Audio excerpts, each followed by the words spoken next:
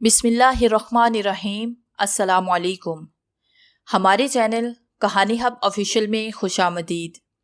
नाजरीन, मैं आज आपके लिए इंतहाई खौफनाक और दिलचस्प कहानी लेकर आई हूँ, लेकिन कहानी शुरू करने से पहले आपसे गुजारिश है कि अगर आपने हमारा चैनल सब्सक्राइब नहीं किया तो आप हमारे इस चैनल को सब्सक्राइब कर लीजिए और बेल आइकन को भी प्रेस कर लें ताकि हर नई आने वाली वीडियो बआसानी आप तक पहुँच सके। पेशे खिदमत है कुराक्रम का Taj Mahal novel episode number 6। वो वही घास पर बैठी अपनी किस्मत की लकीरों के दरमियान लगे कट को देखती रही। वो सनी प्लास लेकर वापस भी आया। अब खबरदार रोना नहीं। उसके हाथ और सनी प्लास की तर्ज का बैंडेज लगाकर वो परी को डांटते हुए बोला, इतनी प्यारी आंखों को रो रो कर सुर्ख कर डाला है तुमने। उसने चौंक कर नम आंखों से अपने साथ घास पर बैठे उफक को देखा। बराह रास्त इस निदा से खूबसूरत कहा था। उसके दिल में जैसे कोई नरम एहसास जगा था। अब दर्द हो रहा है? वो नरमी से पूछ रहा था। वो कहना चाहती थी कि हाँ, दर्द तो बहुत है, अजियत देता दर्द उसके दिल में हो रहा है, मगर उसने गर्दन को नफी में झुंबश दी। गुड, अब अपनी आंखों को साफ करो। अपनी चिन्हों से तुमने निशा और अरसा को उठा ही दिया होगा। अभी आकर पूछेगी कि मैंने एक मंगनी शुदा लड़की को क्या कह डाला। वो यूं रो रही है। वो भीगी आंखों से मुस्कुराते हुए उठ खड़ी हुई। तुमने तो कहा था ये घोड़ा खूबसूरत औरतों का एहतराम करता है। हाँ, मगर तुम तो लड़की हो ना। वो भी उसके साथ खड़ा हो गया। परीशे ने तासुर से माहुडन को दिखा। सब्जी माइल नीले पानी पर उसका हेड तैर रहा था। उफक ने उसकी निगाहों का ताकुब किया। जाने दो, तुम न्याय ले सकती हो। उसने उदासी से नफी में गर्दन हिलाई। नए हेड पर ऐसा बासी सो गुलाब लगा होगा जिसकी पत्तियां किनारे से स्याह होकर मुरझाई होगी। सही कह रही हो, बात चीजें खो जाए तो फिर नहीं मिलती, उनका नेमो बदल भी नहीं मिलता, और बाज इंसान भी। चलो खीमू की तरफ चलते हैं। वो साथ साथ घास पर चलने लगे। वो नंगे पाँव थी जबकि उफक के पाँव में जुराबे थी। तुम्हारा डेरा अभी तक नामुकम्मल है, जानता हूँ, और मैं तुम्हें अब कोई मुश्किल डेर नहीं दूंगा, मगर वो राकापोशी सर करने से मुतल्लिक नहीं होगा। उसने मुतम्बे किया। ओके, अब सुनो। दिशा कह रही थी उसके भाई के किसी दोस्त का बाप किसी इंटेलिजेंस एजेंसी का चीफ है। हाँ है, फिर तुम उसे कहो अपने सदर से कहकर मुझे गवर्नमेंट ऑफ पाकिस्तान की तरफ से कोई सदारती अवार्ड दिलवा दे। वो बच्चों के नाज में जिद कर रहा था। उसे हंसी आई। तुम्हें हमारी गवर्नमेंट की तरफ से अवार्ड लेने का शौक क्यों है? मैं 20 साल के बाद अपने सफरनामे में लिखना चाहता हूँ कि जब मैं इस्लामी दुनिया के सबसे ताकतवर मुल्क में गया तो उसके बादशाह ने मेरी खूब आओ भगत की। समझा करो ना, शो ऑफ। हैर खसीब के दोस्त का बाप एक सरकारी मुलाजिम ही है, रिचर्ड ऑफ मैटिस नहीं, जो उसकी बात मान ली जाएगी। उफक हंस पड़ा। क्या खूब बात कही। इराक अमेरिका जंग में अमेरिका हमारी मिन्नतें करता रहा, मगर तुर्की ने और तबीब अर्दगान ने अपनी सरजमीन इस्तेमाल करने की इजाजत नहीं दी। वो दोनों घास पर चलते हुए अर्दगान, मुशर्रफ और अफगान जंगी बातें करते रहे। हिमू के बजाय झील की तरफ आए थे। सूरज अभी तुलू नहीं हुआ था, फजर का वक्त था। मैंने नमाज नहीं पढ़ी, तुम ठहरो, मैं वजू कर लूं। वो झील के पानी के करीब चला गया और घास पर पंजों के बल बैठकर चलते साफ पानी से हाथ धोने लगा। वो उसके साथ खड़ी मुस्कुराते हुए उसे वजू करते देखने लगी। बाजू कोहनियों तक धोकर उसने कैप उतारी और मसा किया। फिर दोनों पाँव की जराबें उतारकर उन्हें पानी में डिबोकर धोने लगा। वो मुस्कुराते हुए उसकी अंगुलियों की हरकत देख रहा था। यकदम उसके चेहरे से मुस्कुराहट गायब हुई। वो झटके से 2 कदम पीछे हटी। उफक, ये? वो बेयकीनी से उसके बाएं पाँव को देख रही थी। ये को पेमाओं की जिंदगी है मैडम जहांजेब। कुछ पाने के लिए कुछ खोना तो पड़ता है। वो बड़े इत्मीनान से अपना बाया पाँव धो रहा था जिसकी आखिरी 2 उंगलियां नहीं थी। मगर कैसे, ये कैसे हुआ? उसके अल्फाज अदा नहीं हो रहे थे। उफक ने लापरवाही से शाने उचकाए। फ्रोस्ट बाइट अब वो जुराबे वापस पहन रखा था। नमाज कजा हो गई है शायद, मुझे जाने क्यों ध्यान नहीं रहा। वो अफसोस करता घास से कैप उठाकर खड़ा हुआ। वो यकटक उसे देख रही थी। कितना देर रुकना पड़ेगा इधर? परीशे ने कदरे झुंझलाकर पूछा। ये माहौडन से आने के दौरान पहली बात थी जो उसने कही थी, वरना वो उफक की तरह बिल्कुल खामोश रही थी। मगर लैंड क्रूजर सड़क के दरमियान में रुकी तो उसे पूछना ही पड़ा। जब तक ये पत्थर रास्ते से नहीं हटेगा हम आगे नहीं जा सकते। अभी आधा घंटा पहले महज 5 मिनट की बूंदा बांदी हुई थी जिससे सड़क के बिल्कुल बाईं तरफ पहाड़ से चिपका एक देव काबत पत्थर जरा से सिरक कर दाई तरफ हो गया था, और उसके जरा से सिरकने पर گاڑیوں کی ایک لمبی قطار جو دوسری جانب سے آ رہی تھی رک گئی تھی۔ وہ جگہ اتنی تنگ تھی کہ اگر پتھر کے سائڈ سے گاڑی نکلنے کی کوشش کی جاتی تو وہ سیدھا کھائی میں بہتے اشو میں گر جاتی۔ یہ جگہ آبشار اور اشو حویلی کے درمیان میں تھی۔ ان کی گاڑی کے پیچھے آبشار سے پلٹنے والی گاڑیوں کی لمبی قطار تھی اور دوسری جانب سے آبشار پر آنے والی گاڑیوں کا قافلہ تھا۔ لوگ گاڑیوں سے نکل کر اس وزنی پتھر کو دھکا دینے لگے مگر وہ بھلکے ہی نہیں دے رہا تھا۔ اسے امریکہ سمجھ کر دھکا لگاؤ۔ ایک گاڑی کے پٹھان ڈرائیور نے جوش سے ماحول کش زفران بن گیا۔ آؤ نیچے دریا پر اترتے ہیں۔ وہ افق کے کہنے پر خاموشی سے اس کے پیچھے چلنے لگی۔ اتنی دیر سے کیا سوچ رہی ہو؟ مسلسل خاموشی سے وہ جلد ہی اکتا گیا تھا۔ یہی کہ ہم کل یہاں سے چلے جائیں گے۔ اس حسین وادیوں اور مزاروں کو چھوڑتے ہوئے میں بہت اداسی محسوس کر رہی ہوں۔ تم حسین یادیں ساتھ لے جا رہی ہو۔ بچھڑنے کا دکھ حسین یادوں کو دل پر لگا گاؤں بنا دیتا ہے جو وقت گزرنے کے ساتھ ناسور بن جاتا ہے، اور ناسور کوئی مہیا نہیں بڑھ سکتا۔ وقت بھی نہیں۔ وہ سر جھکائے احتیاط سے پتھروں پر پاؤں رکھ رہی تھی۔ چلتے چلتے اس نے جوتے کی نوک سے ایک پتھر ہٹایا۔ نیچے بے تحاشا سیاہ موٹے موٹے کیڑے تھے۔ اس نے فوراً پتھر واپس رکھا۔ کیڑے دب گئے۔ ہم بچھڑ نہیں رہے، ہم پھر ملیں گے، مجھے اس بات کا پورا یقین ہے۔ وہ چونکی۔ کدھر؟ راکا پوشی بیس کیمپ میں 8 تاریخ کو 20 کیمپ میں تمہارا انتظار کروں گا۔ کم آن۔ اس نے سر جھٹکا۔ ایک زہمی مسکراہٹ اس کے چہرے پر بکھر گئی۔ میں نہیں آؤں گی، تم ضرور آؤ گی۔ وہ پر یقین تھا۔ حنزہ کے باسی رکا پوشی کو پیار سے دمانی کہتے تھے۔ تمہیں اتنا یقین کیسے ہے؟ ایسے کہ تمہیں معلوم ہے کہ میں تمہارا انتظار کروں گا۔ تم بے جا انتظار کرو گے۔ میں نہیں آؤں گی۔ چلو اوپر چلتے ہیں۔ شاید امریکہ میرا مطلب ہے۔ پتھر اب سرک چکا ہو۔ وہ واپس اوپر چڑھنے لگی۔ دریا ان سے کئی فٹ نیچے نشیب میں بہ رہا تھا۔ ہم اچھے دوست بھی تو ہیں پری، ہم اچھے دوست ہی تو ہیں۔ ہم اور کیا ہے؟ وہ پوچھنا چاہتی تھی۔ اس کے جذبات کی شدت، انکہے تعلق کی نوعیت، مگر بولی تو بس یہ کہ میری شادی ہے اور مجھے تیاری کرنی ہے۔ میں نہیں آ سکوں گی، تمہیں بیس کیمپ سے سی آف کرنے بھی نہیں۔ مجھے بلاؤ گی اپنی شادی میں؟ وہ ایک لمحے کو چپ سی ہو گئی۔ وہ ہنس پڑا۔ میں مذاق کر رہا تھا، جانتا ہوں تم مجھے اپنی خوشیوں میں کبھی شریک نہیں کرو گی۔ خوشیوں میں؟ اس نے یاسیت سے سوچا۔ کتنا بڑا مذاق کیا تھا نا افق نے بچھڑتے وقت۔ مگر اس نے کہا تھا وہ بچھڑ نہیں رہے، اور اگلی شام 31 جولائی کو پشاور ایئرپورٹ پر اسے سی آف کرتے ہوئے بھی اس نے یہی کہا تھا۔ میں تم سے دوبارہ ملنے کا منتظر ہوں۔ میرا خیال ہے تمہیں زندگی میں آخری دفعہ دیکھ رہی ہو۔ افق نے مسکرا کر نفی میں گردن ہلائی۔ میں نے کہا نا ہم بچھڑ نہیں رہے۔ میں راکا پوشی بیس کیمپ میں ایک بہت اچھی کوپیما کا منتظر رہوں گا۔ اپنے بیگز کی ٹرالی دکھیل کر ڈپارچر لاؤنج کی طرف بڑھتے ہوئے پریشے نے ایک اداس نظر اس پر ڈالی۔ میں نہیں آؤں گی افق، کوپیما کو اب پری کو بھلا دینا چاہیے۔ کوپیما اور پری کی کہانی ابھی ختم نہیں ہوئی۔ میں قراقرم کے تاج محل پر قراقرم کی پری کا انتظار کروں گا۔ وہ مسکرایا۔ شہد رنگ آنکھیں چھوٹی ہو گئی، پھر اس کی مسکراہٹ دھندلا گئی۔ اس کی ہر نقش پریشے کی آنکھوں میں چھائی دھند میں دھندلاتا ہوا چلا گیا۔ وہ تیزی سے مڑی اور بھاگ کر وہاں سے چلی گئی، اس سے پہلے کہ قدم یونانی دیوما کے اس کردار کا کوئی لفظ روایت میں اس کے قدموں کو زنجیر کر دیتا۔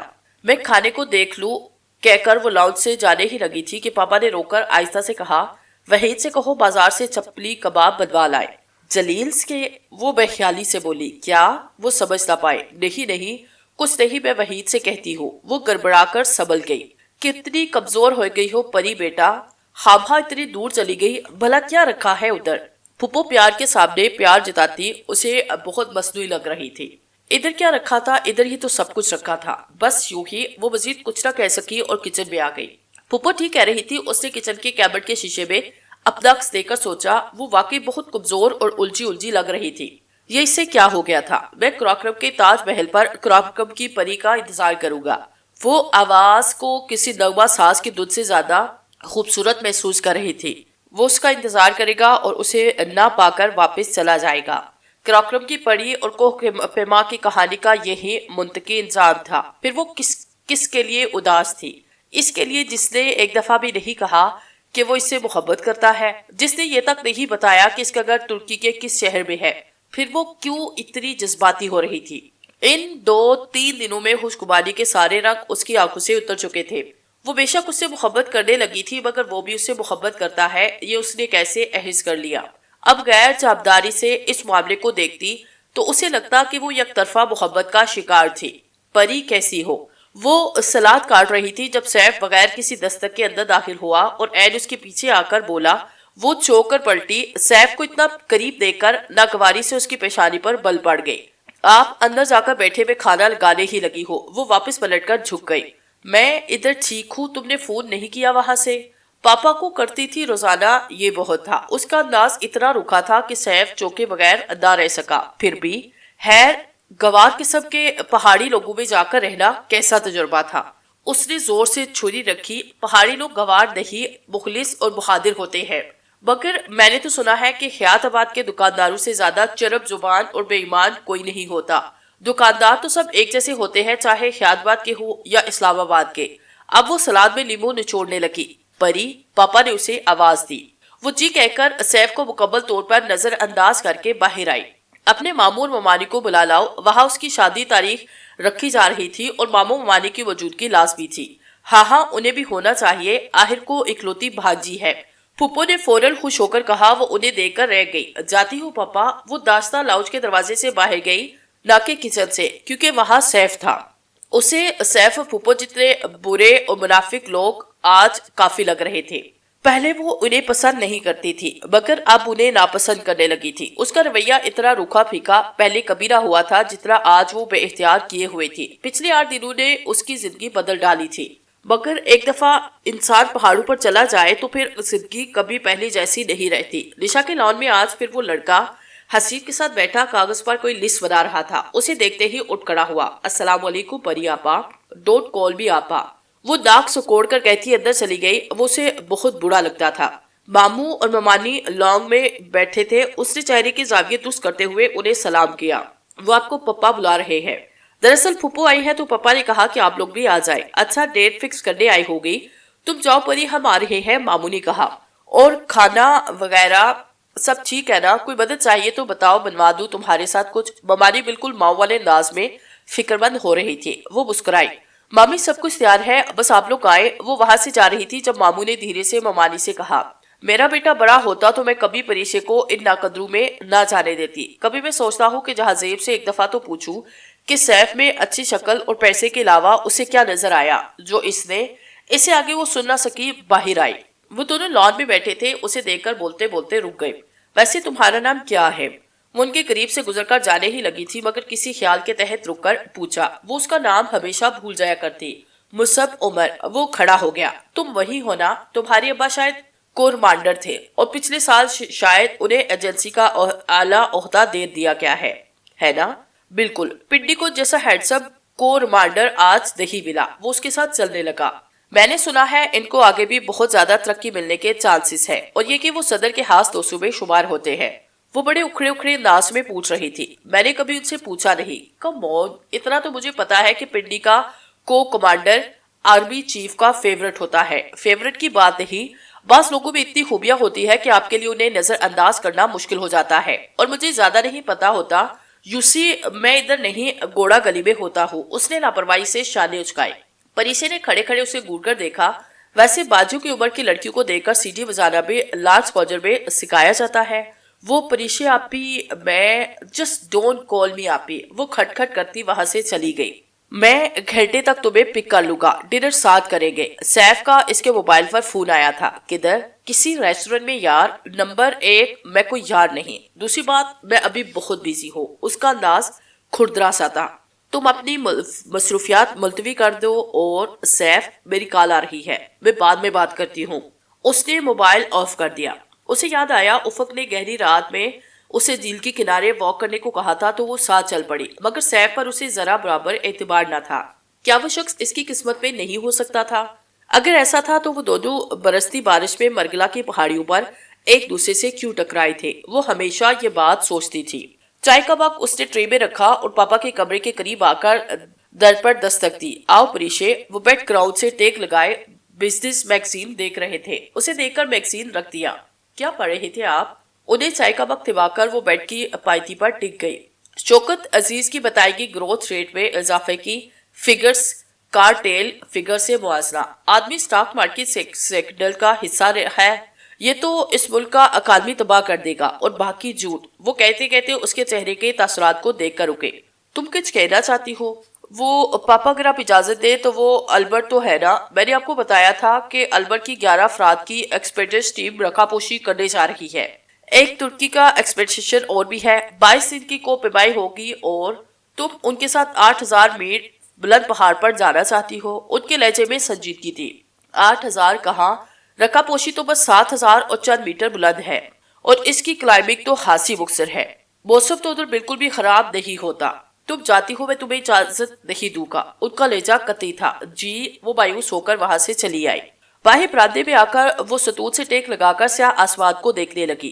تاریکی کی پردے کی اور سے کمان سا بریک چاند جھانک رہا تھا۔ پریشا نے اداسی سے چاند کو دیکھا۔ یہ چاند ہنزا کے آسمان پر بھی روشن ہوگا۔ نگر کے دریا کے پانی پر چاندنی کی پریوں نے رقص کیا ہوگا۔ ہو سکتا ہے اس وقت افق ارسلان بھی اسے دیکھ رہا ہو، اس کے روشن وجود میں کسی اور کو تلاش کر رہا ہو۔ میں کراکرم کے تاج محل پر کراکرم کی پری کا انتظار کروں گا۔ یونانی جو مالا وہ کردار کراکرم کے تاج محل پر اس کا انتظار کر رہا تھا، مگر وہ وہاں نہیں جا سکتی تھی۔ پری کے پر کاٹ دیے گئے تھے۔ پھر پتہ نہیں اس کے دل میں کیا سمائی، وہ اپنے کمرے میں آئی اور دیوار پر لگے پوسٹرز اتارنے لگی۔ اتار کر کچن میں آئی اور چولہا جلایا۔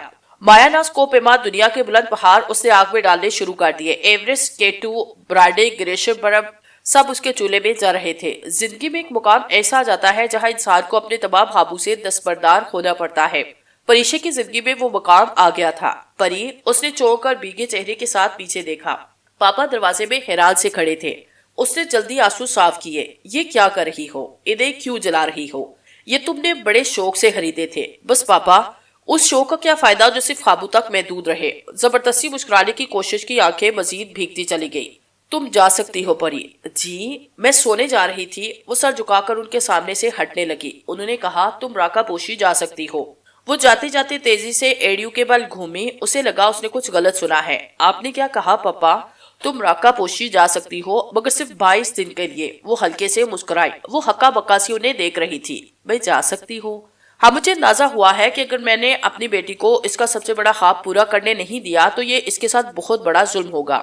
انہوں نے ہولے سے اس کا سر تھپکا۔ مگر تم جاؤ کہ کیسے؟ میں سیف کو کہوں تمہارے ساتھ چلا جائے؟ نہیں سیف نہیں پاپا، اس سے تو بہتر تھا میں نہ ہی جاتی۔ نشا اور حسیب ساتھ ہے نا؟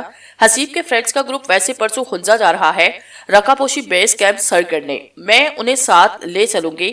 اسے یقین نہیں آ رہا تھا کہ پاپا اتنی جلدی اجازت دے دیں گے۔ تم نے تو پوری پلاننگ کر رکھی ہے۔ انہوں نے مشکوک انداز میں سے گھورا تو وہ مسکرا دی۔ وہ دونوں ساتھ سے چلتے ہوئے باہر لاؤنج میں آئے۔ اچھا مجھے بتاؤ کتنے پیسے چاہیے ہوں گے؟ تمہاری ٹور کمپنی نے تو 11,000 لیے تھے۔ انہوں نے والد جیب سے نکالا۔ راکا پوشی کے لیے پاپا 7-8۔ اس سے خشک لوگوں پر زبان پھیری۔ بس 7-8 ہزار؟ 8 لکھ پاپا۔ اس نے تھوک نگل کر کہا۔ پہلے ہمیشہ وہ سپانسرڈ اور فنڈز ایکسپیڈیشن کے ساتھ جاتی تھی۔ اب دن میں وہ فنڈز کرنے یا سپلائز شپس کانسل کرنے سے تو بہتر تھا۔ پری، آر یو سیریس؟ وہ حیران ہوئے تھے۔ ان کا دل تنگ تھا نہ ہاتھ، مگر انہیں حیرانی ہوئی تھی۔ بس پاپا تھوڑا مہنگا شوق ہے نا؟ وہ جیپ کر ہنس دی۔ اسے اندازہ نہیں تھا کہ سب اتنا آسان ہوگا۔ اگر ہوتا تو وہ کافی عرصہ پہلے ہی پوسٹر جلانا شروع ہو جاتی۔ اسے تو ماسوو ورک کا وہ پوسٹر پہلے کبھی اتنا اچھا نہیں لگا تھا جتنا آج لگ رہا تھا۔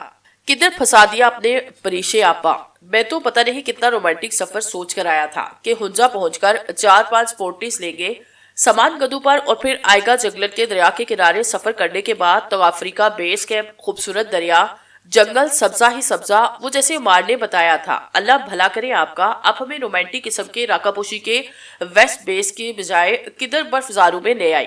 اتنی برف اور اتنے کیروس ہیں ادھر۔ ہے تمہارے انسان ہونے پر مجھے شک ہے۔ حسیب، شاہراہ کراکرم سے راکا پوشی کے شمالی مغربی رخ کا فاصلہ 2 دن کی پیدل مسافت پر تھا، اور پچھلے 2 دن میں حسیب یہ بات کوئی 600 بار کہہ چکا تھا۔ سو بے حد تک آ کر نشا نے جواب دیا، یہ اتنا خطرناک علاقہ ہے۔ اس ایگریویشن ٹیم کی بت باری کے جو راکا پوشی نارتھ ویسٹ پر سے سر کرنا چاہتی ہے۔ وہ سب ایک وادی میں آگے پیچھے ایک قطار میں چل رہے تھے۔ پریشے، نشا اور حسیب سے اس پیچھے اس کا دوست، اور ان سے پیچھے 28 پورٹر تھے جو انہوں نے خنزا سے لیے تھے۔ حسیب، تمہیں تکلیف کیا ہے؟ تمہارا بوجھ تو پورٹر سے اٹھایا ہوا ہے۔ حسیب کی مسلسل چلتی زبان پر پریشے غصے سے بولی۔ پورٹرز پاکستان میں وہی کام کرتے ہیں جو نیپال میں شرپا کرتے ہیں۔ سیزن میں جب سیاحوں کی آمد و رفت عروج پر ہوتی ہے، یہ پورٹر ان کا سامان اٹھاتے ہیں اور انہیں ان کی منزل تک پہنچاتے ہیں۔ ان پر اتنے پیسے خرچ کرنے کی بجائے ہم ان کے بغیر چلے جاتے ہیں۔ کیا فرق پڑے گا؟ فرق تو کوئی نہیں پڑے گا، بس ہم 2 دن تو کیا 2 مہینوں میں بھی راکا پوشی نہیں پہنچ سکیں گے۔ پچھلے 2 دن سے وہ پیدل ان برفیلی وادیوں میں سفر کر رہے تھے۔ یہ وہ علاقے تھے جہاں فاصلے کو کلومیٹر، میٹر یا میل سے نہیں 2 ہفتوں اور مہینوں میں ناپتے ہیں۔ پریشے نے 2 دن پہلے جب پیدل سفر شروع کیا تھا تو اسے اسلام آباد، کراچی، لیک ڈسٹرکٹ سب بھول گیا تھا۔ یوں لگتا تھا جیسے وہ سینکڑوں سال پہلے وقت میں پیچھے چلے گئے ہوں، جب انسان پیدل پتھروں اور برف پر سفر کیا کرتے تھے۔ ویسے مجھے لگتا ہے ہم سا پاگل کوئی نہ ہوگا جو گھروں کا سکون چھوڑ کر پہاڑوں میں ٹریکنگ پر نکل جاتے ہیں، اور آپا جیسا پاگل بھی نہیں کوئی ہوگا جو پہاڑوں کو سر کرنا چاہتی ہے۔ اب کتنا فاصلہ رہ گیا ہے؟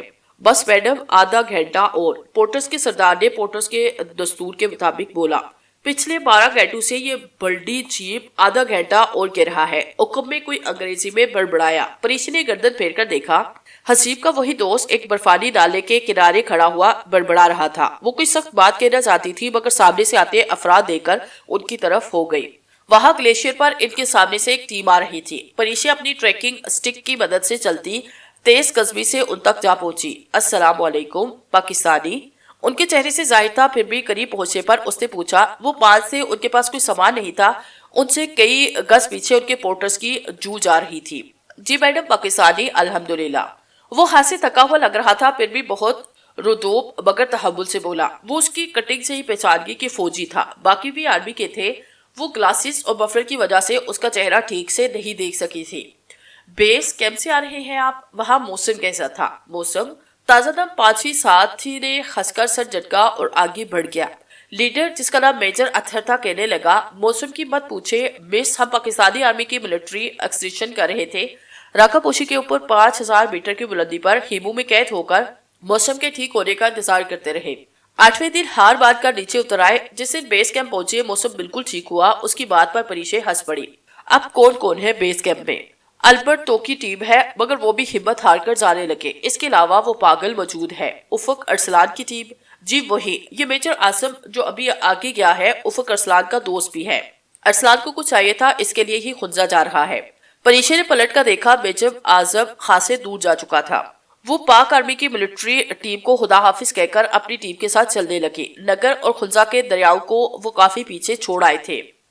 اف کتنا لمبا راستہ ہے نا۔ حکومت کو چاہیے راکا پوشی تک سڑک بنائے، بندہ آرام سے پہنچ جائے، ہاں تاکہ مڑی کی طرح ہر بندہ منہ اٹھائے چلائے۔ نہیں بیٹا، راکا پوشی کا حسن حراج مانگتا ہے، اسے ایک نظر دیکھنے کے لیے پیدل میلوں کی مسافتیں طے کرنا پڑتی ہے۔ ثابت ہوا کہ ایک بندہ پربتوں کی دیوی راکا پوشی کو دیکھ کر عقل مند ہو جاتا ہے۔ مثلاً حسیب، جس نے زندگی بھر کبھی عقل مندی کی بات نہیں کی مگر بیس کیمپ پہنچتے ہی وہ آگے سن نہ سکے، کیونکہ بیس کیمپ کے قریب پہنچ کر اس نے اپنا رک سیک بیگ برف پر پھینکا۔ وہ اپنی ٹیم سے آگے بھاگ پڑی۔ اس کے سامنے پربتوں کی وادی اپنے تمام تر حسن کے ساتھ کھڑی تھی، مگر اسے اس کی تلاش تھی جس کے لیے وہ یہاں آئی تھی۔ برف سے ڈھکے راکا پوشی کے قدموں میں پتھروں کے موریٹ پر بالکنی کی صورت ایک بیس کیمپ تھا۔ ہر طرف نیلے، پیلی اور سرخ خیمے لگے تھے۔ بیس کیمپ سے 100 میٹر نیچے ایک دیو قامت بے ترتیب گلیشر تھا۔ افق ارسلان کہاں ہے؟ درختے دل سے اس نے سامنے سے آتے اطالوی سے پوچھا۔ ان دی بیس ٹینٹ، دی لاسٹ ون، وہ ٹوٹی پھوٹی انگریزی میں بتا کر اجلت میں آگے بڑھ گیا۔ وہ دوڑتی ہوئی آخری نیلے خیمے کے قریب آئی۔ باہر رک کر اس نے اپنا تنفس درست کیا، سر سے اونی ٹوپی اتار کر پونی چھینک سے باندھی۔ وہ میز ٹینٹ کے اندر کرسی پر بیٹھا تھا، اس کی پوچھ پریشے کی جانب تھی۔ دمانی سے آتی سرد ہوا کے تھپیڑوں کے باعث خیمے کا کپڑا پھڑپھڑا رہا تھا۔ وہ اندر آئی۔ کیسے ہو افق؟ اس کے عقب میں بازو باندھے اس نے افق سے پوچھا۔ اس نے چونک کر گردن گھمائی اور اسے دیکھ کر اٹھ کھڑا ہوا۔ I am fine. اس کی توقع کے برعکس وہ حیران نہیں ہوا تھا۔ اس کے چہرے کے تاثر ایسے تھے جیسے وہ کسی گہری سوچ سے نکلا ہو اور پھر دوبارہ اس میں کھو گیا تھا۔ وہ اسے پوچھنا چاہتی تھی کہ وہ کیسا ہے، اس نے اتنے دن کیسے گزارے، اس کا انتظار کیا یا نہیں، مگر کچھ بھی پوچھنے سے پہلے اس کی نظر افق کے ہاتھ میں پکڑی ایک چھوٹی سی پاسپورٹ سائز تصویر پر پڑی۔ یہ کیا ہے؟ پچھلے 2 دن سے اس نے اپنی اور افق کی جو گفتگو تصور کی تھی وہ بالکل بھی نہ ہوئی۔ یہ افق نے گردن جھکا کر تصویر کو دیکھا، ذہبی انداز میں مسکرایا اور تصویر اس کی جانب بڑھا دی۔ یہ ہنادے ہے۔ کون ہنادے؟ ہنادے میری بیوی۔ تصویر تھامنے کو بڑا پریشے کا ہاتھ نیچے گر گیا۔ بیوی؟ قراقرم کے سارے پہاڑ اس کے سر پر گرے تھے۔ وہ بے یقینی سے اسے دیکھ رہی تھی۔ اس نے اپنی حیرت صدمہ کچھ بھی چھپانے کی کوشش نہ کی۔ کسی نے جیسے اس کے قدموں تلے زمین کھینچ لی تھی اور وہ پٹی پٹی نگاہوں سے اسے تکے جا رہی تھی۔ ہاں یہ اس کی پکچر یوں ہی نکال لی تھی. خیر تم کب آئی؟ ابھی. اس کا لہجہ ایک دم روکھا سا ہو گیا. مجھے علم تھا تم ضرور آؤ گی. میں نے تمہارا انتظار کیا اور دیکھ لو بیجا انتظار نہیں کیا. وہ مسکرایا. کوئی دھوکا کھا جائے تو دھوکا دینے والا ایسے ہی مسکراتا ہے. ٹھہرو میں بھی اپنی باقی ٹیم کو دیکھا. افق نے اس کا خشک اور رکھائی بھرا انداز نوٹ نہیں کیا. وہ اسے چھوڑ کر قدرے بے دلی سے باہر آئی. یہ تمہاری سپورٹ ٹیم ہے. ٹریکرز ہے یا یہ بھی کلائب کرے گے؟ ٹریکرز ہے. وہ اس سے دور ہٹ کر پتھروں پر چلتے ہوئے نیچے کی طرف سے آنے والی اپنی ٹیم کے افراد تک آئی. وہ سب پرجوش ہو کر اپنے رگ سے اتار کر نیچے برف پر پھینک رہے تھے اور رقا پوشی کی حسین چوٹی کو گھوم پھر کر دیکھ رہے تھے. صرف وہ تھی جس کی دلچسپی وہاں موجود ہر شے سے ختم ہو گئی تھی. دور ایک پتھر پر عرصہ بیٹھی تھی. اس نے گھٹو پر کاغذ رکھے تھے. اس پر کچھ لکھ رہی تھی. شور خلچر اور ٹریکرز کی آوازیں سن کر اس سے سر اٹھایا. پریشے کو سامنے دیکھ کر وہ سارے کاغذ وہاں چھوڑ کر بھاگتے ہوئے اس کی جانب آئی. پریشے آپی آپ ادھر؟ او گاڈ مجھے یقین نہیں آ رہا. وہ خوشی کے بارے اس سے لپٹ گئی. پھر الگ ہو کر اس سے کندھوں سے تھاما. یقین کرے آج صبح ہی میں آپ کے متعلق سوچ رہی تھی. ویسے اتنی جلدی کلائمبنگ پر بٹ کیسے بنا آپ کا؟ کم آن میں پاکستانی ہوں. مجھے کلائمبنگ پرمٹ کی ضرورت نہیں. اپنی آواز میں بشاشت پیدا کرنے کی ناکام کوشش کرتے ہوئے وہ پھیکی مسکراہٹ کے ساتھ بولی. بیس کیمپ کے ہنگامے ٹریکرز کی آمد کے باعث جاگ اٹھے تھے. چند پورٹرز خیمے لگا رہے تھے. لڑکے ان کی مدد کرنے لگے. پریشے نے اپنے ساتھ ایک ایک شفالی بھی لائی جو چولہا لگا کر چپاتیاں پکانے لگا. پریشے نے پورٹرز کی مزدوری کی تمام رقم سردار پورٹر کے ہاتھ میں رکھی اور اپنے خیمے میں چلی آئی. پورٹرز کا دستور تھا ہمیشہ رقم سردار کو ملتی تھی. وہ آگے اسے تمام پورٹرز میں تقسیم کرتا. ہر سو گہری دھند چھائی تھی. وہ کسی بادل کے وس میں پھانسی تھی. دھند میں اسے اس کے ساتھ کوئی دکھائی دیا. سبز آنکھوں اور سنہری بالوں والی لڑکی. وہ پریشے کو دیکھ کر تبصر سے مسکرائی. پھر زور سے چلانے لگی. افق میرا ہے صرف میرا. اسے لگا اس کی آواز سے اس کے کالوں کے پردے پھٹ جائیں گے. نہایت تیش میں آ کر وہ آگے بڑھی. دونوں ہاتھوں سے زور سے ہرادے کو دھکا دیا. وہ چیختی زور سے چلاتے ہوئے اس برفیلی چوٹی سے نیچے لڑک گئی. اگلے ہی پل کسی چھوٹی سی گڑیا کی طرح اس کا جسم نیچے کھائی میں گر رہا تھا. وہ بلند آواز میں چیخ رہی تھی. اتنی بلند گڑگڑاہٹ نما آواز کہ اسے لگا وہ بھری ہو جائے گی. ہوا کو اڑ کی طرح چیرتی بھاری گڑگڑاہٹ. وہ ایک جھٹکے سے اٹھ بیٹھی. اس کا سانس تیز سے چل رہا تھا اور چہرہ پسینے سے بھیگا ہوا تھا. اس نے بے اختیار اپنے چہرے کو چھوا. گھبراہٹ میں ادھر ادھر دیکھا. وہ اپنے خیمے میں تھی. یہ سب ایک بیان خواب تھا مگر وہ آواز ابھی تک سنائی دے رہی تھی. ہوا کے زور سے اس کے خیمے کا گورنگز پھڑپڑا رہا تھا. وہ تیزی سے زپ کھول کر باہر آئی. خزہ کے دریا کے ساتھ واقع قریب آباد گاؤں پر سورج طلوع ہو رہے تھا. دلاہٹ سنہری روشنی سے راکا پوشی کا دودھ کی طرح سفید اور اطراف کے سیاہ دیو ہیکل پہاڑ چمک اٹھے تھے. پریشے نے ارد گرد دیکھا. سامنے ہی خالی خطے پر پاکستان آرمی کا سبز ہیلی کاپٹر لینڈ کر رہا تھا. اس کے گھومتے پروں کی تیز ہوا سے اطراف کے تمام ہیموں کے گور ٹیکس پھڑپڑا رہے تھے. دور نصب نیلے خیمے کے ساتھ کھڑے افق ارسلان نے شلسا انداز میں ہیلی کاپٹر کی جانب ہاتھ ہلایا. وہ سیاہ فلیش جیکٹ اور ٹراؤزر میں ملبوس گرے اونی ٹوپی سے سر ڈھکے مسکراتے ہوئے پائلٹ کو دیکھ رہا تھا. ہیلی کاپٹر کے پر سست ہو چکے تھے. کھلے دروازے سے پستہ کا پھیکے نقوش کے حبل سیاہ اتر رہے تھے. ہیلی کاپٹر کے پائلٹ کا چہرہ اسے دور سے ٹھیک طرح دکھائی نہ دیا. نہ اسے دیکھنے کا شوق تھا. وہ اپنے کھلے بال انگلیوں سے سنوارتی آنکھیں ملتی ان سے دور ہٹتی گئی. اس کا ذہن ہرادے اور اپنے خواب کے درمیان پھنسا تھا. یہاں نرم گدلی برف کے درمیان ایک برفانی نالا بہ رہا تھا. سورج کے چمکنے کے باعث نالے کا آدھا پانی پگھل چکا تھا اور اس میں برف کے بڑے بڑے ٹکڑے تیر رہے تھے. نالے کے اس طرف حسیب کا دوست بیٹھا تھا. یہ ہیلی کاپٹر پر کون آیا ہے پری آپا؟ وہ اپنے خیالات سے چوکی. پھر ڈاکوار شکنے ماتھے پر ابری. جسٹ ڈونٹ کال می آپا اور بہن جیسے رشتوں کا احترام سیکھو. اور پھر یہ لفظ کہو. اپنے نئے ٹراؤزر اور جیکٹ کی پرواہ نہ کرتے ہوئے وہ وہی گدلی برف پر بیٹھ گئی. آپ مجھ سے ہر وقت ہوا کیوں رہتی ہے؟ مجھے زہر لگتے ہیں تمہارے جیسے لاؤبالی قسم کے نوجوان جو لڑکیوں کو دیکھ کر سیٹی بجاتے ہیں. وہ رخ پھیر کر پہاڑوں پر بنی قدرتی چراگاہوں کو دیکھنے لگی. البرٹ 2 کے ٹیم ممبرز اور اس کے پورٹر سامان کندھوں پر اٹھائے چوٹی کی طرح ایک ہی قطار میں چلتے ہوئے بیس کیمپ سے واپس نیچے جا رہے تھے. یہ عمر ایسی ہوتی ہے. سب اس عمر میں ایسے ہی ہوتے ہیں. سب نہیں ہوتے. محمد بن قاسم نے اس عمر میں سے فتح کیا تھا. وہ تو میں نے بھی کر لینا تھا اگر یہ تلواروں کا دور ہوتا. وہ لاپرواہی سے ہنسا. Shut up. سنو تمہارا نام کیا ہے؟ وہ پھر بھول گئی تھی. نالے کے اس پار برف پر بیٹھا لڑکا مسکرایا. مصعب عمر. فائن. بیس کیمپ جا رہا تھا، ناشتے کی خوشبو، جھلفر، پورٹرز کی واپسی، پستاکت سیاہ آدمی کی آمد۔ وہ کچن ٹینٹ کی طرف جاتے جاتے رک کر افق کو دیکھنے لگی۔ ایکسکیوز می سر، یہ کوئی لوگ ہیں؟ افق کو یکسر نظر انداز کر کے اس نے پائلٹ سے سوال کیا۔ یہ کچھ امیر و کبیر جاپانی سیاح ہے جو راکا پوشی کے فوٹوگرافر کرنے کے لیے 2 دن پیدل چل کر بیس کیمپ آنے کے بجائے پاکستانی آرمی کا ہیلی کاپٹر افورڈ کر سکتے ہیں۔ مسکراتے ہوئے افق نے جواب دیا۔ کیا واقعی تو باس ہوپر کو ننگا پربت سے آپ لوگ نکال لیں گے؟ دوبارہ پائلٹ کو مخاطب کیا۔ اس نے یوں ظاہر کیا جیسے اس کی بات سنی ہی رہی۔ ان دونوں تو بہاسپور پربت پر پھنسا ہوا تھا۔ میم، اس میں بے یقینی کی کوئی بات نہیں۔ پاکستانی آرمی کے پہاڑوں پر سرچ اینڈ ریسکیو آپریشن دنیا بھر میں مشہور ہے، تو باسوبر کو ہم انشاءاللہ جلد ہی نکال لیں گے۔ پروفیشنل مگر آئسہ لبو لہجے میں افسر نے جواب دیا۔ پری، یہ میرا دوست ہے۔ Nice to meet you. آپ کو کل بیس کیمپ کے راستے میں دیکھا تھا۔ جی، مگر بیس کیمپ تو حلزہ سے 2 دن دور ہے۔ آپ اتنی جلدی واپس جا کر ادھر کیسے پہنچ لیے؟ اور میجر اختر کہہ رہے تھے آپ ترک ٹیم کے لیزران آفیسر ہیں۔ میں ہیلی کیپٹر سے پہنچ گیا تھا اور ارسلان کا لیزران افسر 2 سال پہلے بطور میں تھا۔ اب ان جاپانی کو لانا تھا، ساتھ ارسلان کی کچھ چیزیں بھی بغیر فیس لے آیا ہوں۔ وہ ہنسا۔ اچھا۔ لاسی کے بعد وہ اس کے پاس آیا۔ تم نے آج اور کل ٹھیک سے ریسٹ کیا؟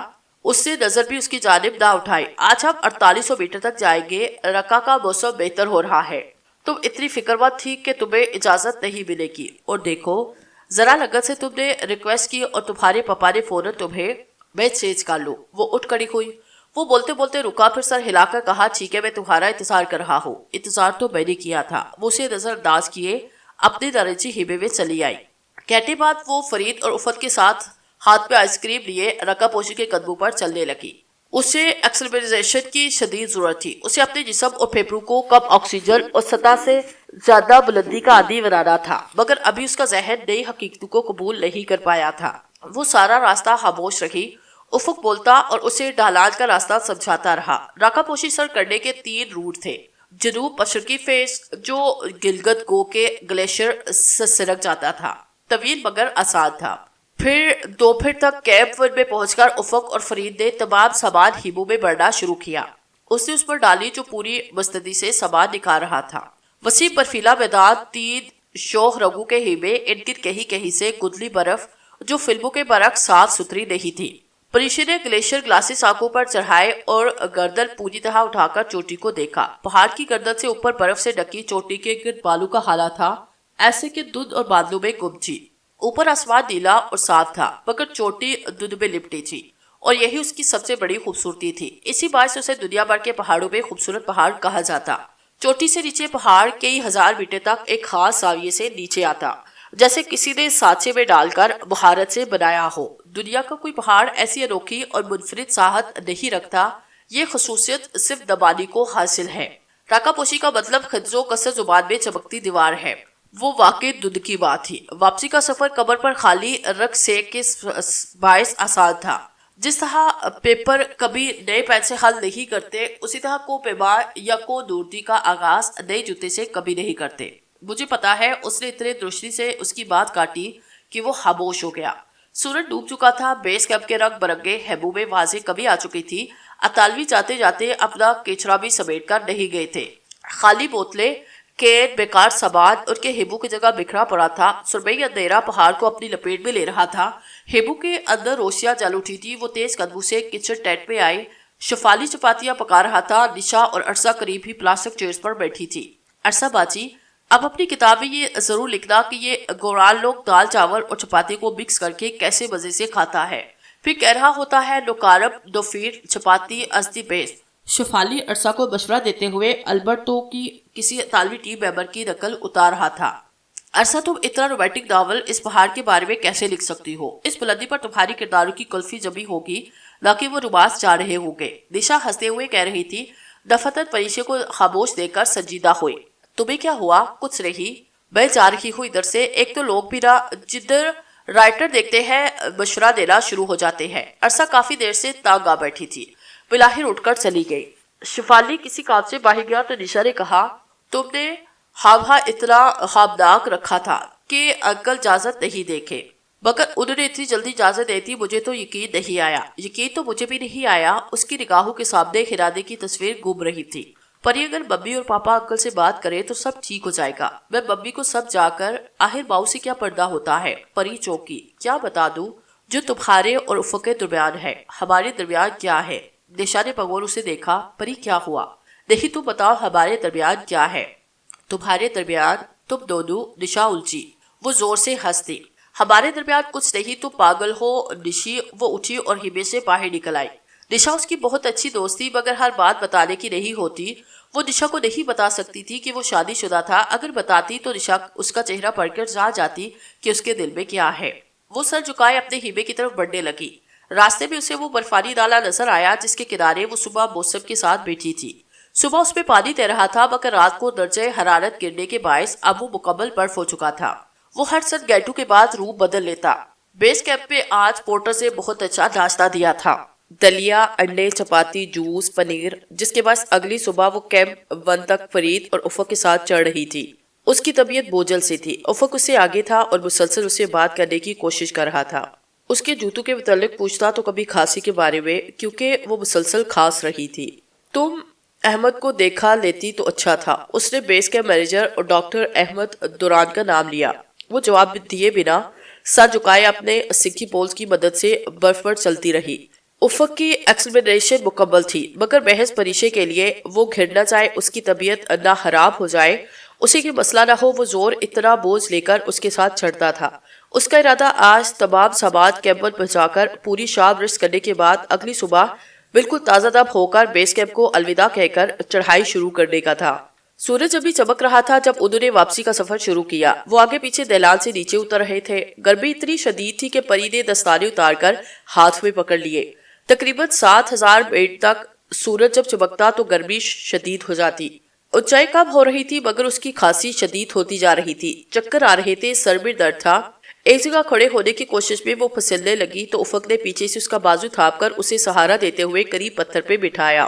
तुम्हें स्किननेस हो रही है? नहीं, मैं ठीक हूँ। घूमते सर को उसने दोनों हाथों में थाम लिया। सर में बहुत दर्द है क्या? उसे अपनी कंबठी सहलाते देखकर वो फिक्रमंदी से कहता उसके बिल्कुल सामने आया। सूरज अब उफ़क़ की पुष्ट पर था। उसकी नारंगी शुआएं उसके इतराफ से निकलकर परिशे तक पहुंच रही थी। मैं डोमेक्स ले लूंगी, वो उसके बेफिक्र कर रही थी। वो चिड़सी गई। उसे उसकी हाल पर क्यों नहीं छोड़ देता? डोमेक्स से काम नहीं चलेगा। अगर ये उल्टी टेनिक्स नहीं है तो ये सेरेब्रल एडमा परमिट में तब्दील हो सकती है। उफ़ो उफ़क़, क्या मसला है? मैं डॉक्टर हूँ, मुझे पता है। तुम्हें मेरी फिक्र की कोई जरूरत नहीं। परी क्या हुआ? मैं कल से रोड कर रहा हूँ, तुम कुछ अपसेट हो। मुझे जो भी हो, ये तुम्हारा दर्द सर नहीं, तो मेरी फिक्र मत करो, समझे? वो खड़ी हो गई। उसका दर्द सर बढ़ता जा रहा था। क्यों ना फिक्र करो तुम्हारी, तुम मेरी, मैं कुछ नहीं तुम्हारी। वो एकदम पहाड़ की तरफ चलाई। तुम्हारी सिर्फ हिरादे है, तुम उसकी फिक्र करो। उफ़क़ के माथे पर नागवार शिकत दर आई। हिरादे का जिक्र यहाँ? तुम्हें उससे क्या मसला है? उसका लहजा सख्त हो गया। मुझे तुम्हारी बीवी के साथ क्या मसला होगा? शट अप, उसका नाम मत लो बीच में। परिशे ने पहली दफा उसे गुस्से में देखा, और उसे गुस्सा आया भी तो किस बात पर कि वो उसकी बीवी का नाम तहकीर से न ले। वो उससे इतनी मोहब्बत करता था कि सिर्फ नाम लेने पर परिशे के आंसू का गोला फंसने लगा। वो झटके से मुड़ी और तेजी से ढलान से नीचे उतरने लगी। परी रुको, वो उसके पीछे लिपका। वो जितना तेज दौड़ सकती थी दौड़ी। बेस कैंप अब नजर आ रहा था। बर्फानी नाला पिघल चुका था, उसपे पानी तैर रहा था और बर्फ के बड़े बड़े टुकड़े वो बहुत तेजी से हिबो की तरफ आई थी। उसका दिमाग एक दहश पर आ चुका था। उसे अब किसी सूरत वहां नहीं रहना था। उसे वापस गिर जाना था। बस अब बहुत हो चुका। वो रकापोशी तस्खीर करने नहीं आई थी, वो तो खुद तस्खीर होकर आई थी, मगर अब और नहीं। अपने हिमे में आकर उसने अपना मुख से सामान उठाया और एक सेक में भरने लगी। उसने सोचा वो करीम बाद से कोई पोर्टर और शफाली को साथ ले लेगी। हसीब लोग अभी सुबह ही निकले थे, ज्यादा दूर न गए होंगे, वो उन्हें जा लेगी। परी तुम्हें क्या हुआ है? वो भागता खापता उसके हिमे में दाखिल हुआ। परिशे ने जवाब न दिया। वो दोनों हाथों में अपनी चीजें इकट्ठी कर रही थी। उसे बैग तैयार करते देखकर ठटका। तुम कहाँ जा रही हो? घर। मगर क्यों? मुझे तुम्हारे साथ क्लाइम नहीं करनी। ये अचानक तुम्हें क्या हुआ है? वो मेरी गलती थी, हमाकत थी। उसने लोशन और आहर में क्रीम डालकर जिद चढ़ाई। मगर हुआ क्या? वो हैरान था। बैग एक तरफ रखकर वो एक झटके से उसकी जानिब मुड़ी। हुआ क्या है? मुझसे पूछते हो कि हुआ क्या है? तुम धोखेबाज हो, तुमने मुझे धोखा दिया। مجھے ہرٹ کیا تم نے مجھے افق بہت زیادہ. اس نے اسے پرے دکھیلا. وہ حیران سا 2 قدم پیچھے ہٹا. کیا دھوکہ دیا میں نے؟ تم شادی شدہ ہو اور تم نے مجھے کبھی نہیں بتایا. تمہاری ایک بیوی بھی ہے اور تم نے مجھے اندھیرے میں رکھا. وہ چلائی. تم نے بھی تو مجھے نہیں بتایا تھا کہ تم انگیجڈ ہو. ہاں نہیں بتایا تھا کیونکہ میں منگنی اور شادی میں فرق خوب جاتی ہوں. کوئی فرق نہیں ہوتا, ساری بات کمٹمنٹ کی ہوتی ہے. کوئی فرق نہیں ہوتا افق, کوئی فرق نہیں ہوتا. تم اس فضول عورت کے ساتھ اس کا نام مت لو. وہ پھر غصے میں آیا. پریشے نے بڑی بے بسی سے اسے دیکھا. سامنے کھڑا وہ شاندار سام داس اس کا تھاما. کبھی ہو سکتا تھا جس کا ساتھ اس کا نام اعتراف سے لینے کو کہتا. اتنی محبت ہے تمہیں اس سے افق؟ اس کا گلا رن گیا. اتنی محبت سے اس سے تو پھر مجھے کیوں بلایا تھا ادھر؟ ہاں بولو, جواب دو. اس کی آواز بھیگی آواز بلند ہونے لگی. تم اس کے ہو اور صرف اسی کے ہو. باوجود اس کے تم نے مجھے بلایا اتنی دور صرف اپنی انا کی تسکین کے لیے. کیا چاہتے تھے تم؟ ایک لڑکی 2 دن پیدل چل کر تم سے ملے, محض تمہارے ایک فکرے کا بال رکھنے, اور تم اس کا استقبال یہ کہہ کر کرو کہ اسے دیکھو یہ میری بیوی ہے. تمہیں ایک لمحے کو بھی نہ لگا کہ تم کسی کا دل توڑ رہے ہو, کسی کی روح چھلنی کر رہے ہو, پھر کہتے ہو میں اسے کبھی کچھ نہ کہوں. کیوں نہ کہوں؟ وہ گٹیا ہے, تم بھی گٹیا ہو. وہ رونے لگے. وہ بری طرح ہاری تھی. پیار کی پہلی بساط پر اسے شہبات دے دی گئی. چلے جاؤ تم ادھر سے, مجھے تمہاری شکل سے بھی نفرت ہے. چلے جاؤ, خدا کے لیے مجھے اکیلا چھوڑ دو. وہ پھر چلائی. وہ بالکل خاموشی سے کھڑا اس کی ہر بات, نفرت کا ہر اظہار سن رہا تھا. وہ خاموش ہوئی تو وہ اس کے قریب آیا, اتنا قریب کہ اس کے حکم میں پریشے کو کچھ بھی نظر نہیں آ رہا تھا. اسے بالکل اپنے سامنے دیکھ کر افق اس کے سامنے شنو کو پر کر زور سے چھٹکا دیا. تمہیں مجھ سے نفرت ہے؟ میری صورت سے بھی نفرت ہے. یہ نفرت اس وقت سے ہے جب سے تمہیں خنادے کا علم ہوا ہے. ہاں تو پھر میری بات غور سے سنو. مزید کچھ کہنے سے پہلے یہ بات سنو, تم ہنادے کے بارے میں کچھ بھی نہیں جانتی. 2 سال پہلے کے ٹور پر برفشار آیا تھا. ہنادے اس میں دب کر مر گئی. اس کا نام استہا مت لو. وہ میری بیوی تھی. اس نے پریشے کے کندھوں کو ایک جھٹکا دے کر چھوڑ دیا. پھر آخری نظر اس پر ڈال کر تیزی سے پلٹا اور ہیمے کا گورٹیکس اٹھایا. باہر سے رکاپوشی کے سرمئی قدموں کی جھلک نظر آ رہی تھی. ساتھ میں سرد ہوا کے تھپیڑے بھی اندر آئے. وہ باہر نکلا, ہیمے کا پردہ گرایا, رکاپوشی چھپ گئی, ہوا کا راستہ رک گیا اور وہ جہاں تھی ابھی تک وہی منشمت سی کھڑی تھی. بیس کیمپ پر رات اتر آئی.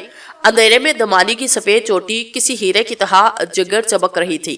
پہاڑ کے قدموں میں ہیمو سے ایک طرف ہٹ کر خالی جگہ پر آگ کا الاؤ جلا تھا. اس الاؤ کے گرد افق کی سپورٹ ٹیم کے افراد, مقامی پورٹرز اور قریب آباد کے باسی جن لگائے بیٹھے تھے. کبھی اس محفل سے خنزہ کے روایتی نغموں کی صدا گونجنے لگتی تو کبھی ترک کے اپنے گیت سنانے لگتے. وہ کوہنی گٹنے پر رکھے مٹھی تھوڑی تھلے جمائے سامنے ہیمو کو دیکھ رہی تھی. ہیمو کے اس پار بون فائر کا منظر آدھے نظر آ رہا تھا, آدھا ہیمو کے باعث چھپ گیا تھا. تم دفتن اس نے افق کو محفل میں سے اٹھتے دیکھا. وہ ہیمو کے درمیان میں سے جگہ بناتا, اپنی گرے فلیس جیکٹ کی زپ بند کرتا اس کی جانب آ رہا تھا. پریشے نے سر جھکا دیا. تم کے اندر بور لوگوں کی طرح بیٹھی ہو. آؤ وہاں چل کر سب اتنا جوائے کر رہے ہیں. میں تمہارے لیے اتنا شغل چھوڑ کر آیا ہوں. پریشے نے اپنی لابی پل کے اٹھا کر ڈبڈبائی آنکھوں سے اسے دیکھا. وہ اس کے سامنے ایک پتھر پر کوہنی جمائے آرام سے بیٹھ چکا تھا اور اب اسے ہی دیکھ رہا تھا. تم نے ہم ترکوں کے گیت مس کر دیے. ابھی میں انہیں اتنا اچھا گانا سنا رہا تھا. وہ پورٹرز تو کہنے لگے صاحب آپ نے غلط فارمیشن چوز کیا ہے. آپ کو تو افق, اس کی آنکھوں میں آنسو تیرنے لگے. وہ اسے ڈانٹے یا اس پر خفا ہونے کی بجائے یوں اتنا لاپرواہ اور خشاش پشاش کیوں لگ رہا تھا. میں بہت بری ہوں نا افق.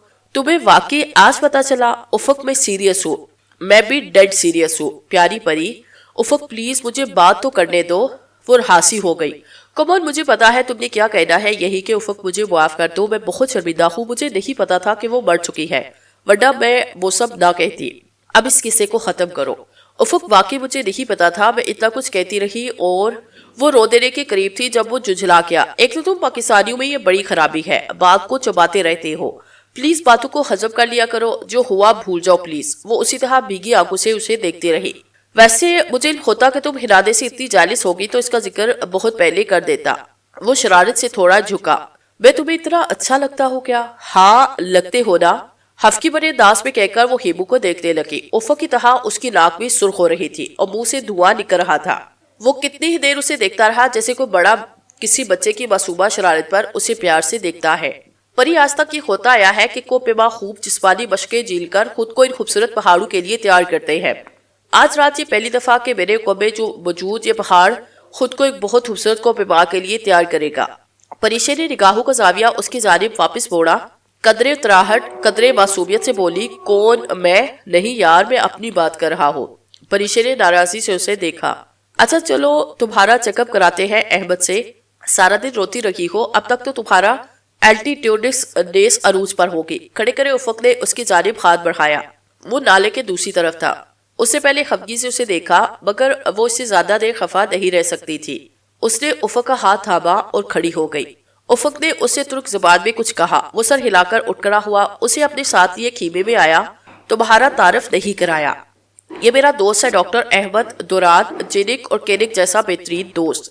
اس سے میری دوستی کا ایک بہت بڑا ثبوت کیا ہوگا کہ میں ہر ممکن طریقے سے اس کے مریض پکڑ کر لاتا ہوں۔ احمد کے خیمے میں کرسی سنبھالتے ہوئے افق نے ہنس کر کہا، وہاں بڑی سی میز رکھی تھی، پریشے کے مقابل کرسی احمد کی تھی۔ افق اس کی دائیں جانب بیٹھ گیا۔ پریشے کے چیک اپ کے دوران احمد مسلسل ترک میں افق کو کچھ بتا رہا تھا۔ یہ کہہ رہا ہے تم صبح تک بالکل ٹھیک ہوگی، تمہاری کھانسی اب بہت بہتر ہے۔ پریشے مسکراہٹ چھپاتے احمد کو دیکھتی رہی۔ وہ افق کا ہم عمر تھا، مگر بے حد دبلا پتلا اور چہرہ نو عمر لڑکوں جیسا۔ تمہارا دوست بڑا کیوٹ ہے۔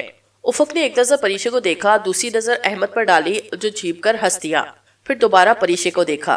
میرے کیوٹ دوست کو انگریزی بھی آتی ہے۔ اب بخلانے کی باری پری کی تھی۔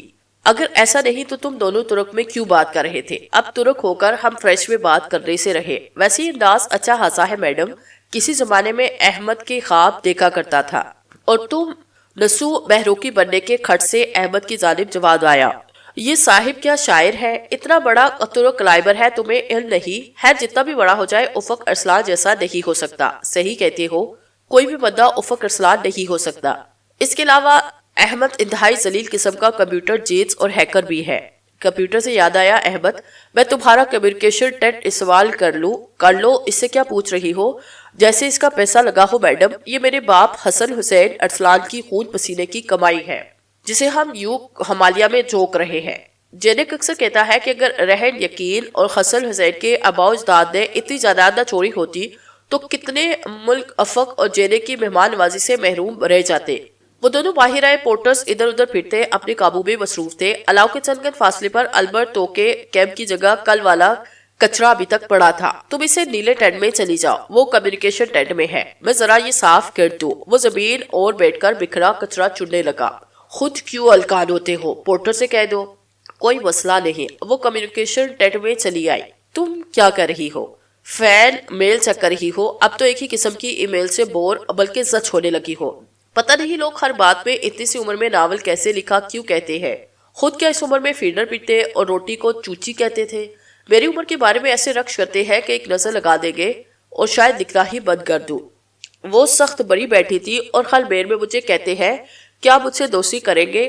خدایا میں نے کلمی دوستی کا اشتہار تو نہیں دیا جو مجھے ہر بندہ یہی کہتا ہے، اور میری پاکستانی مداحوں کی تو مت پوچھے، چونکہ میں عمر میں ان میں سے چھوٹی ہوں، سو تم اور یار کہہ کر خود ہی فری ہونے لگتے ہیں۔ پتہ نہیں لوگوں کو اپنے ارد کے فرینڈز نہیں ملتے۔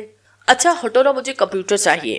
اس نے پیار سے عرصہ کے سر پر ہلکی سی چپڑ لگائی۔ بیٹھ جائے، اور کبھی لطیفے پڑھنے کا شوق ہو تو میری فین میل کھول کر پڑھنا، وہ کہہ کر باہر چلی گئی۔ پری نے میل کھولی، سیف کی 3 ای میل سے جو اس سے پڑھے بغیر مٹا دی۔ پپا کی یہ تھی، وہ کچھ دنوں کے لیے کاب سے برسل جا رہے تھے، کچھ کاب لمبا تھا، وہ مصروف تھے۔ بیٹھ جاؤ میڈم، اگر کچھ پرسل نہیں تو۔ افق اندر داخل ہوا۔ تم سے کیا پرسل اور ہو گئے ذمہ داری؟ وہ ای میل لکھ کر بیچ رہی تھی۔ افق نے مسکرا کر اتفاق کیا۔ وہ بہت خاموشی سے اس کے دائیں جانب کرسی پر بیٹھا سوچتی نگاہوں سے لیپ ٹاپ کی چمکتی اسکرین کو دیکھتا رہا۔ سنو پری، تمہیں سائیکلنگ لوگوں پر یقین ہے؟ تھوڑا بہت۔ کیوں؟ برائزر کلوز مت کرو، تمہیں کچھ دکھاتا ہوں، ایڈریس بار میں لکھو۔ پری نے ٹائپ کیا، فوراً ایک صفحہ کھلا۔ افق نے لیپ ٹاپ اپنی جانب کھسکایا۔ یہ ایک سائیکک ہے پیٹر، تمہیں تمہارے ہر سوال ہر پریشانی کا حل بتائے گا۔ کوئی سوال پوچھتا ہے تو پوچھو، ہر ٹائپ میں لکھ کرتا ہوں کیونکہ میری اس سے تھوڑی جان پہچان ہے۔ مجھے ان چیزوں کا کوئی یقین نہیں ہے، تم پوچھو میرا نام کیا ہے۔ افق کی انگلیاں لیپ ٹاپ کی پیڈ پر متحرک تھی۔ وہ بہت تیز ٹائپ کر رہا تھا۔ وہاں 2 خانے تھے، پہلے میں اسے لکھا پیٹر پلیز آنسر، اور دوسرے میں لکھا میرے ساتھ بیٹھی لڑکی کا نام کیا ہے؟ پریشے جان سے۔ اچھا پوچھو میری عمر کیا ہے؟ 25 سال، اسکرین پر لکھا آیا۔ اسے کیسے پتا؟ یہ سائیکک ہے اور دماغ پڑھ سکتا ہے۔ پھر پریشے نے اپنے متعلق کئی سوالات کیے۔ اچھا پوچھو کہ کیا میں کسی کو پسند کرتی ہوں؟ اس کا جواب مجھ سے پوچھو تم راکا پوشی کو پسند کرتی ہو؟ پیٹر پلیز، تم بار بار پیٹر پلیز آنسر کیوں لکھتے ہو؟ اس دنیا میں کام نکالنے کے لیے مدد کرنا ضروری ہے۔ پیٹر کا جواب اسکرین پر جگمگا رہا تھا۔ ہاں، اس کا نام کے پر ختم ہوتا ہے۔ اس کی ریڑھ کی ہڈی میں سنسنی دوڑ گئی۔ اس نے گھبرا کر افق کو دیکھا۔ کے پر، لیکن راکا پوشی تو کے پہ ختم نہیں ہوتا۔ ہاں، اگر وہ کوشش کرے تو، جواب آیا۔ وہ بے حد خوفزدہ نظروں سے اسکرین کو دیکھ رہی تھی۔ اچھا پوچھو، کیا وہ مجھ سے محبت کرتا ہے؟ افق نے فوراً پوچھا۔ جواب بھی فوراً آیا، محبت وہ تو عشق کرتا ہے۔ وہ سانس روکے اسکرین کو دیکھ رہی تھی۔ یہ آدمی کون تھا اور کیسے اتنا کچھ جانتا تھا؟ افق سوز۔ احمد خیمے کا دروازہ کھول کے تیزی سے اندر داخل ہوا اور افق سے ترک میں کچھ کہنے لگا کہ پریشے کو دیکھنے پر فوراً پیچھے ہٹا۔ اس کے چہرے پر معذرت کے تاثرات آئے تھے۔